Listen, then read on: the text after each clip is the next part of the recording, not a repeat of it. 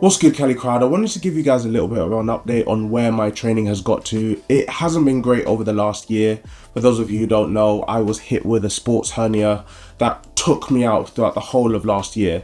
From going from being able to hold a 7-second straddle front lever to barely being able to do leg raises or hollow holds. It was extremely humbling. It was a phase of my life where I've never had a long-term injury before, and it really forced me to really take a look at how I wanted to train going forward. I'm not as young as I used to be, and just really tweak what my goals are and how I wanted to focus on those goals in and amongst other things going on in my life. But obviously, when life gives you lemons, you take the lemons and you throw them at your enemies. So in the meantime, what I've been doing while I couldn't train was we've built a fantastic suite of programs on the Cali To The Crowd website, calitothecrowd.com. Go check them out if you want to take a look. The latest program is the Muscle Up program that will be coming out very soon. I've been working so hard on it. You guys have been chasing me for it. So hit me up if you want to actually get onto that mailing list and get a notification for when that program comes out. But we are back. We're feeling stronger. Now I just need to ramp up my training to get back to the place where I was before the hernia happened. This is something that is going to take a little bit of time. I know it's going to take time. If I could do one thing this year, it would be to get that front lever back. I am really excited for it. So today I'm going to be taking you through one of my pull day training sessions, showing you how I'm slowly increasing the intensity to get back to that front lever where I was before this injury happened. I'm really excited to be back here, but obviously we don't want to tweak anything while we're recovering from an injury. But before that, I'm going to take you through one of my favorite local walks around here. So let's go get that step count up.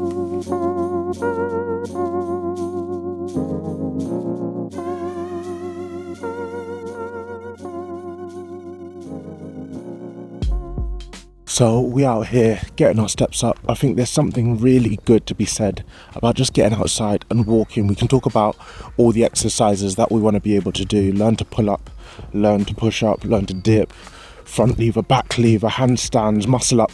But ultimately, we paid a very high evolutionary price to walk. Just get your step count up. I've been trying recently to get myself to 100,000 steps a week. It's really hard for me.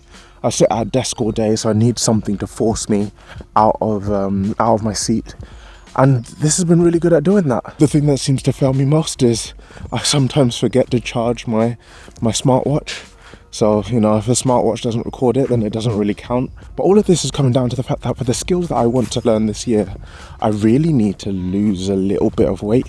I wouldn't say I'm overweight by any stretch of the imagination, but the high-end skills that I really want to learn would be so much easier to learn if I was lighter. Now, there are a lot of heavyweight calisthenics athletes out there. I'm not saying that it's impossible to learn it, but through what I've seen, you know, you want to put your body at end range in really impossible positions. Being on the skinnier side will help, even if you want to get bigger when you come to maintain. And I think part of it is going to come down to just making sure I eat well. I'd say I live a relatively healthy lifestyle. But for example, if I look at the study that we've dissected so many times on this channel around thousands of calisthenics athletes putting in what skills they could do, as well as their height, their weight, how many pull-ups they can do, how many dips they can do.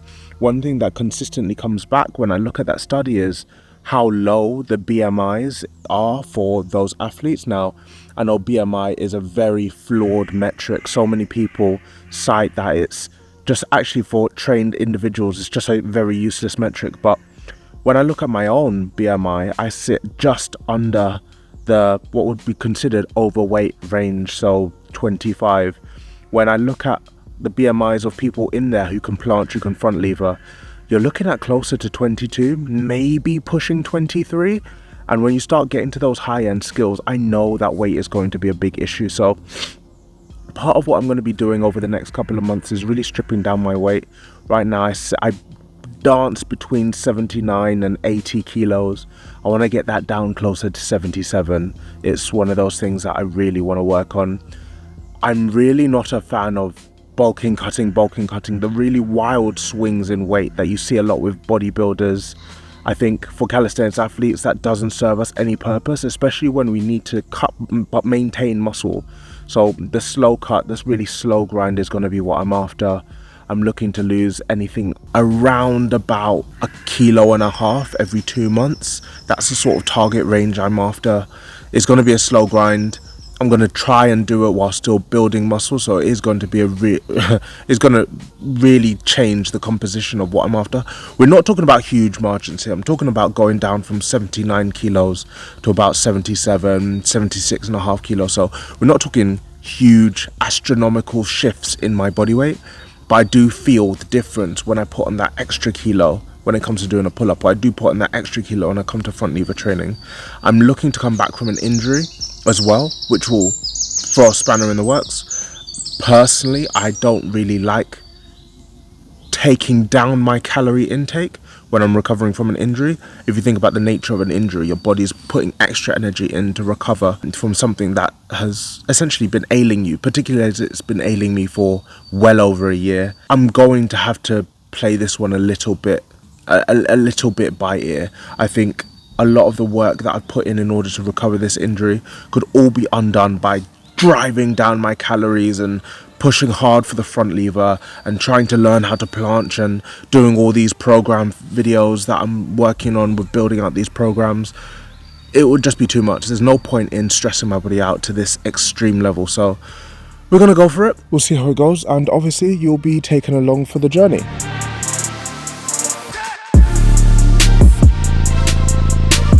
So first on the menu was these front lever raises. I've really always started with the hardest exercises first on the menu. When it comes to training, skill work as well is always what we want to place higher up the priority list.